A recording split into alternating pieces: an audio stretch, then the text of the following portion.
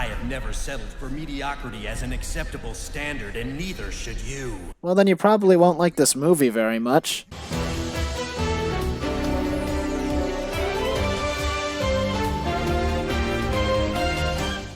Number 1. Everything.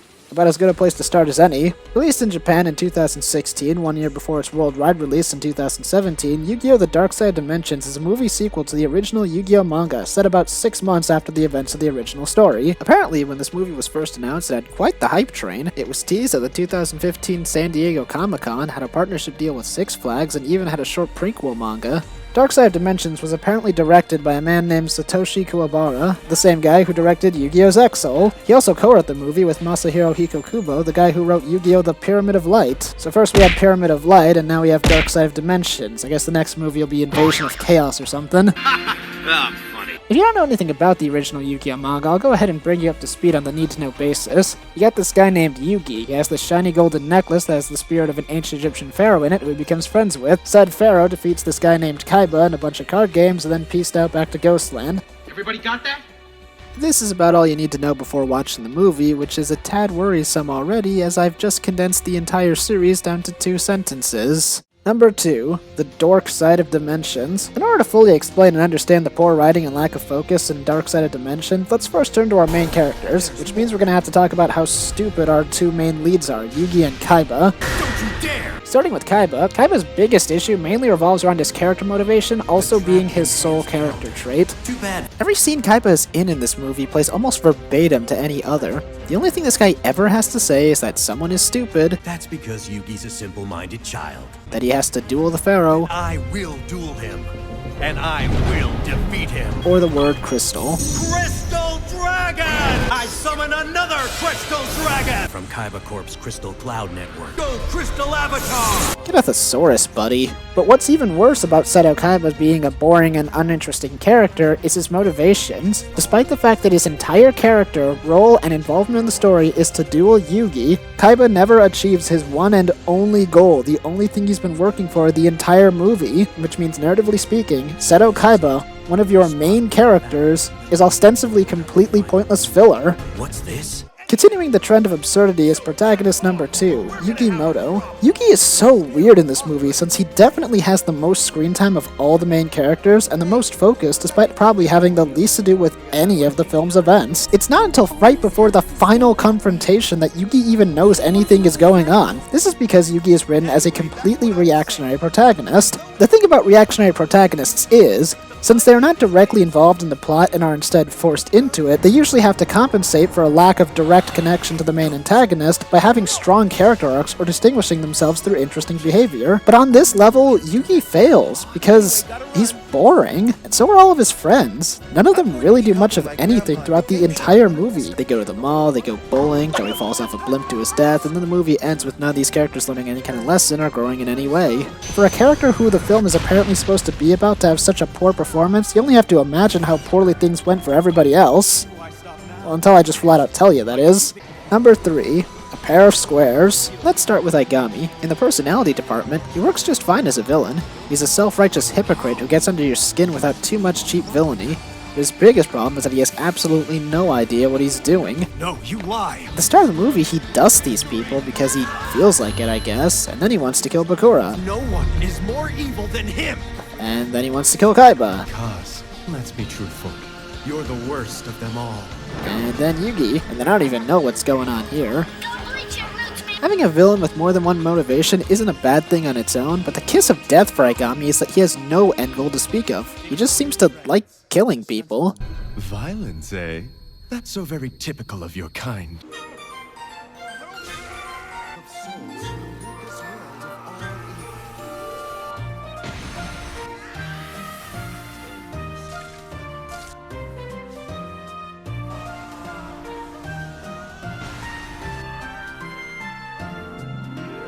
Being that this guy keeps changing motivations every other scene, you don't need me to tell you that much like Kaiba, most of Aigami's scenes are completely interchangeable, because they have absolutely no bearing on one another. Aigami's either yelling at someone or finding an excuse to say dimension over and over again. Dimension.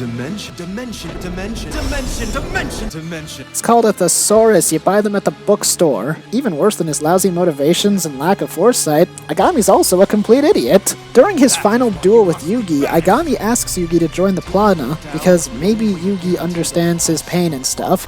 The promise of a better world. A world without hate. Can you even comprehend such a place? Where instead of using people, you are of use to them?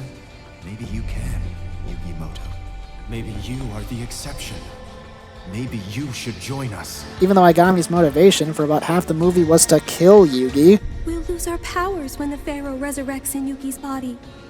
That won't be a problem if I get rid of the body. And this offer to join him comes after Aigami already tried to kill two of Yugi's best friends, and while he is in the process of trying to kill Yugi himself. Where did this guy learn to recruit people? Darth Vader? No, dudes, the Empire's pretty chill. Maybe you could, join it or something. That isn't even the worst of it. I haven't even gotten to this movie's quote-unquote main villain yet. Stop making excuses and finish it. About halfway through the movie, this plot device called the Millennium Ring is introduced, an ancient artifact that for some reason turns its wearer evil. Now, as a little spoiler, the reason why the ring does this is because in the manga, the ring was possessed by an evil spirit, and as you would probably imagine, that spirit was defeated by the end of both the manga and the anime. So naturally, it makes no sense at all that the ring would still be evil, right? Well, yes, but no. Turns out this ring is the main villain of the movie, more or less. I mean, it was the inciting incident that set the events of the movie into motion in the first place, and it's the final battle at the end of the movie. So yeah, this thing is your main villain.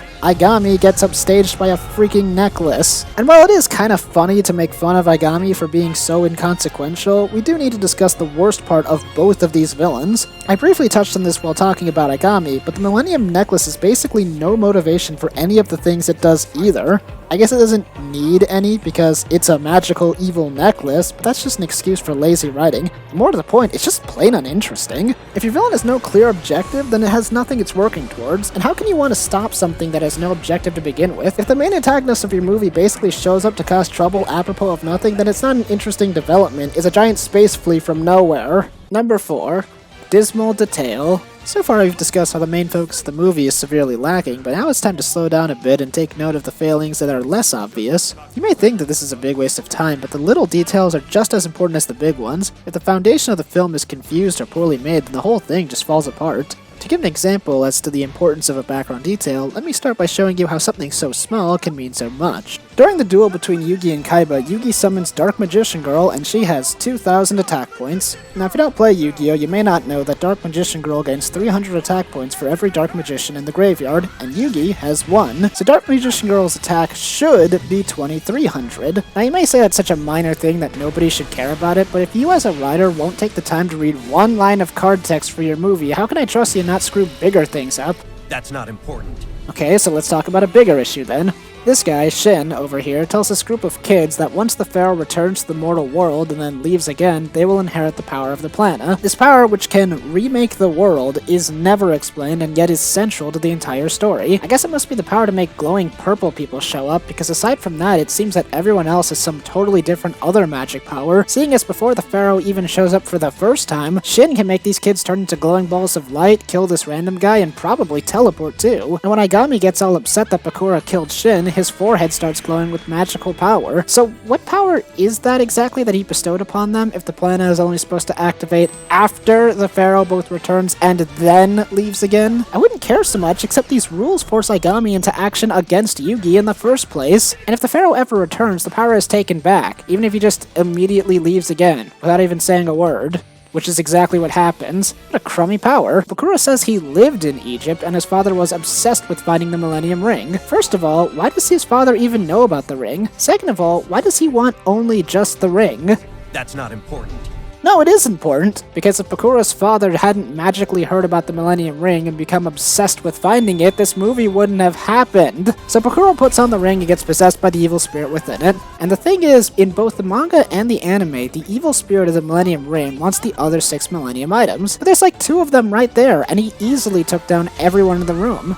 So why is he just leaving his main motivation right there and not taking them? And for that matter, if he lives in Egypt, what in the world compelled him to move to Japan? Space magic? Maybe he's just a big fan of Godzilla movies. And to wrap this segment up, let's talk about one other little distracting detail that's just been bothering me this whole time. The smartphones. So what's wrong with them? Well, not much. Just one little itty-bitty issue that this movie was set 6 months after the original manga, which was set in 1996. Smartphones, as are commonly thought of today, didn't become a thing until 2007 with the release of the first commercial iPhone. 1996 was the year flip phones first became a thing, and yet here everybody's got smartphones, even this walking balloon. This wouldn't be such a big deal either, except there are so many scenes where the smartphone would have been handy, but everyone just seems to have forgotten about them. Tristan finds out Joy was kidnapped, somehow. And instead of just calling Yugi to tell him about this, he drives his motorcycle to Yugi's house, which apparently takes him all day. And while we as the audience know that calling Joey would be pointless, the fact that nobody even attempts this is just so baffling. All you need is one line of dialogue of Tristan or Taya or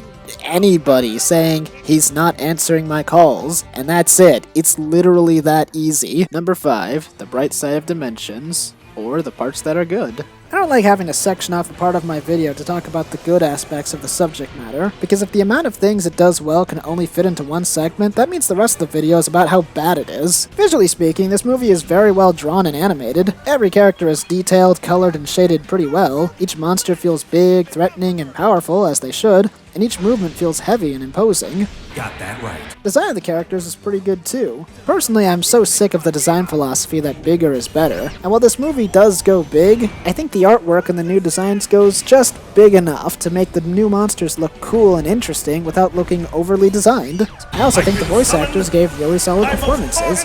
Every character has a lot of feeling behind them, and all the voices fit their roles really well. You can really tell that each and every one of them gave their all when recording this movie. Pure talking scenes were some of the most enjoyable parts, since the voice actors do just such a good job. And, that's it for this segment, I guess. Number 6, the aftermath. The aftermath of Yu-Gi-Oh! The Dark Side of Dimensions is that a monster that was featured in the film was printed into a physical card. That's basically it. I don't think anybody would remember this movie at all if Yu-Gi-Oh! Duel Links didn't make a whole duel world out of it. Fact is, nobody remembers this movie because there's nothing worth remembering about it. Speaking of forgetting things, you may think I forgot to do a segment on the plot or story of this movie, but actually the writers forgot to make one. A film where nothing happens, nobody wants anything, and nothing is achieved deserves to be forgotten. You can yell all the self-help and basic philosophy messages that you want, But when you fight using hate to achieve peace, you've already lost. without any actual sustenance in your film, it just amounts to nothing but empty platitudes. Some of my memories are forever. Yeah, but this movie isn't gonna last in anybody's memories. The only thing that anybody really took away from the film was just the memes. Nobody really remembers this movie, the struggle of Joey being late for school or Kaiba having to fight some weird eggs. They just remember stuff like, I have never settled for mediocrity as an acceptable standard, and neither should you. or, You fight me with fruit? Don't mock me! or, It's no monster. It's a god. No, this is Patrick. and that's about it really. Just cheap one-liners, almost all of which come from the exact same person. If you can boil down a 2.5-hour movie into maybe 4 minutes of quips, then you shouldn't even be watching the remaining hour and 56 minutes. So if you're thinking of watching Yu-Gi-Oh! The Dark Side of Dimensions, my recommendation to you is to not play the Dark Side of Dimensions drinking game, which for those of you who don't know, how it works is, you take a shot every time someone in the movie says Pharaoh, Cubic, or Dimension.